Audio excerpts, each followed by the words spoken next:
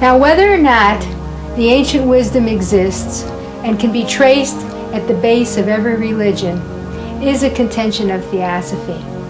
And it's really up to each of us to explore for ourselves whether this premise is genuine or not. The second assumption of theosophy maintains that there are spiritually advanced human beings who live in the world. Throughout history, these individuals have been known by different terms: Mahatmas, masters, rishis, sages, adepts. Regardless of the name used, the meaning behind it again is still the same, and that is that there are human beings who have grown morally and spiritually to the point where they represent the apex of the human race. They live together anonymously in brotherhoods throughout the world, and they lead impersonal lives devoted to the evolution and progress of humanity. They are profound seekers of the ancient wisdom and have developed the deepest understanding, and because of that, they have become guardians and custodians of Theosophia.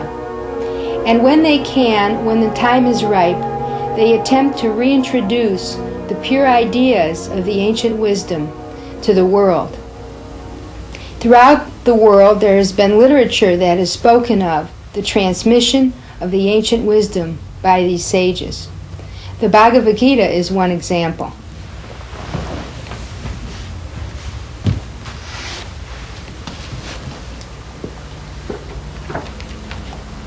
In chapter 4, Krishna says to Arjuna, "This imperishable yoga I imparted to Vivishvat, and Vivishvat transmitted it to Manu, and Manu conveyed it to Ikshvaku. Thus handed down in succession, from teacher to pupil, the royal sages knew it, but owing to the long lapse of time, this yoga was lost to the world, O Parantapa. The same immemorial teaching of yoga I have declared to thee today, for thou art my devotee and friend, and this esoteric teaching is truly exalted."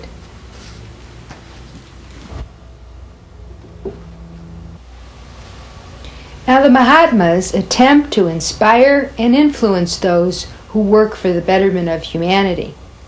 And so throughout history, they have sent messengers, such as the enigmatic Count Saint-Germain, who, in their own way and in their own style, have presented or attempted to express truths of the ancient wisdom. Giordano Bruno, who lived during the 1500s, was a Neoplatonist, a writer, and a philosopher. The tracts he wrote at the time inflamed the Church Fathers because they confronted the dogma of the Christian Church. As a result, he was arrested, tortured for 7 years, and finally executed. Here we have someone who knowingly or unknowingly was carrying out the work of the masters. In fact, the historical unfoldment of the ancient wisdom throughout time could be called the Theosophical movement. The movement exists whenever there is an attempt for truth to triumph over ignorance, whenever freedom of thought is expressed, whenever world unity is sought. We have manifestations of the Theosophical movement. William Q. Judge expresses it this way.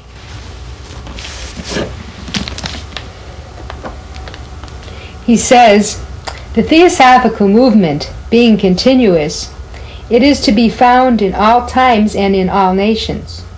Wherever thought has struggled to be free, wherever spiritual ideas as opposed to forms and dogmatism have been promulgated, there the great movement is to be discerned."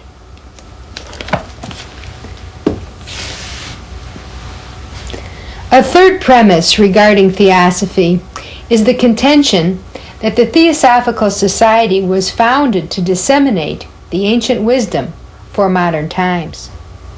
Started in 1875 by a number of people, 3 individuals are considered its main founders. The first was H.P. Blavatsky, who was the principal founder and primary writer, expounding Theosophia for our modern age. The second was Henry Steele Olcott, who was the first president of the Society and its chief administrator for over 30 years. William Quan Judge, who was the Society's third principal founder, organized the American section single-handedly and interpreted Theosophy into practical applications for his American audience. However, the real spiritual initiators of the Theosophical Society were a number of the Mahatmas themselves, and in a series of letters they make clear their purpose for starting the organization. The chiefs want a brotherhood of humanity, a real universal fraternity started, an institution which would make itself known throughout the world and arrest the attention of the highest minds. The early Theosophical Society developed three objects. The first and most important is to form a nucleus of the universal brotherhood of humanity without distinction of race, creed, sex, caste, or color. In 1875, that was a radical idea, and even today, the notion of a universal brotherhood of humanity is still in its very formative stages. The second object is to encourage the study of comparative religion, philosophy, and science. The society itself has no dogma, and no individual has to adhere to any beliefs in order to be a member of it. However, a set of teachings does exist, and these teachings are an expression of the ancient wisdom. They are available for individuals to study and compare and contrast for themselves whether or not the basic premises of Theosophy are indeed valid. The third object is to investigate the unexplained laws of nature and the powers latent in man. Behind this suggests that each of us are more than what we appear to be on the surface. And if we begin to discover our own inner nature, then perhaps we can also discover the meaning and truth about the universe. Now, a distinction needs to be made between the Theosophical movement and any theosophical organization. An organization is really a form or a vehicle for the expression of ideals, and its effectiveness depends upon how well it reflects those ideals. Therefore, the Theosophical movement is bigger than any one expression of it, and throughout history, it will change from time to time depending on the needs of the day.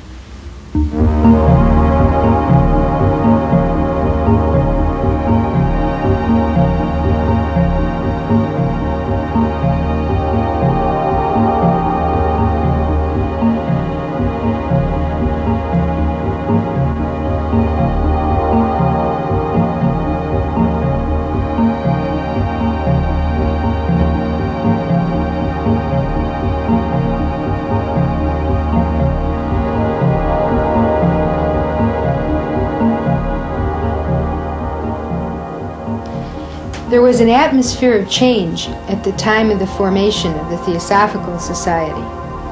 The Industrial Revolution was in full swing. Religion was on the decline, while science was on the rise, and they were locked in a battle of supremacy with one another. 10 years after the Civil War, spiritualism was gaining rapid popularity.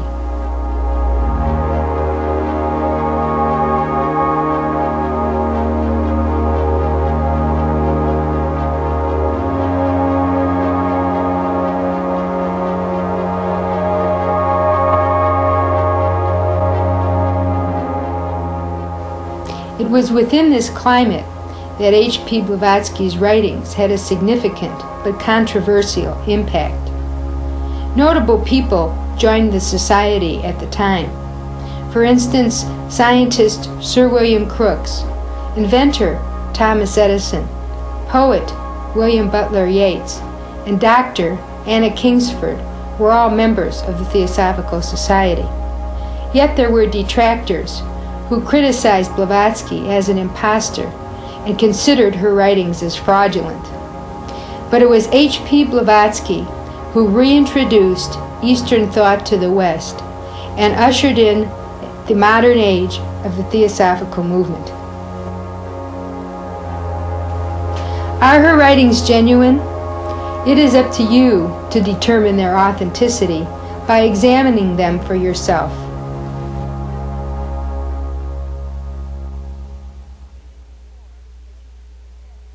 Even before HPB's death, factions arose in the Theosophical Society.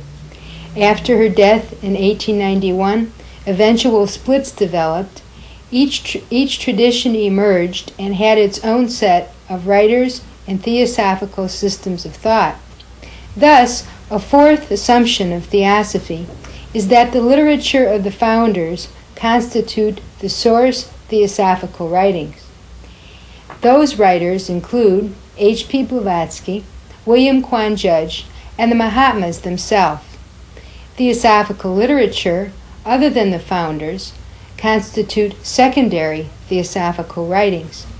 It's important not to assume that all writers who label themselves as theosophical are necessarily saying the same thing. If one wanted to study Platonic philosophy, the logical place to begin would be with Plato. Then one could study the writings of Neoplatonists, such as Plotinus, and make a reasoned comparison. The suggested approach for understanding modern theosophy is to begin with the source theosophical writings. Once you have a grasp on those, you can read secondary theosophical systems of thought and make a reasoned comparison. It's important to use your discrimination, your intuition, and your critical thinking in order to assess whether these systems of thought are valid for you. Ultimately, each of us is left to our own judgment and authority to determine the genuineness of these sets of teachings.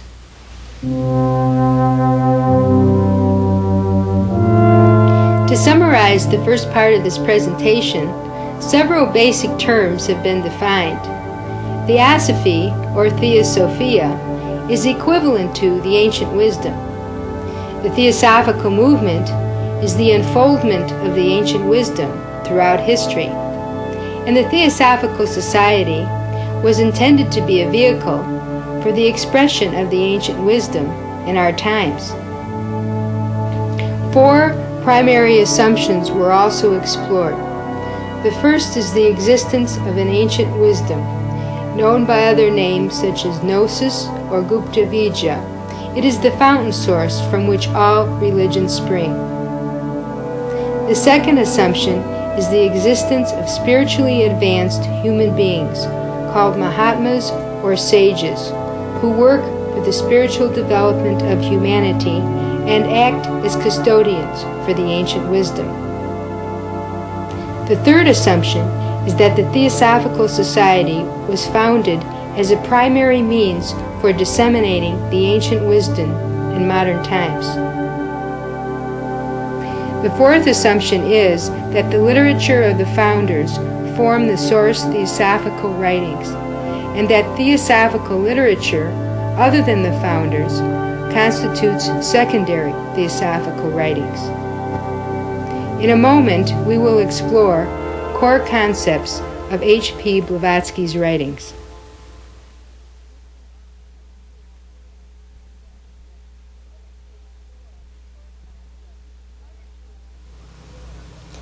In order to explore core concepts of source theosophy, we need to begin by laying a firm foundation. In her master work, The Secret Doctrine, H.P. Blavatsky outlines 3 fundamental propositions that form the cornerstones of the ancient wisdom. The first proposition asserts that there is an underlying unity to all of life. This is the most absolute reality that is really beyond our comprehension, and it is more than being and more than non-being.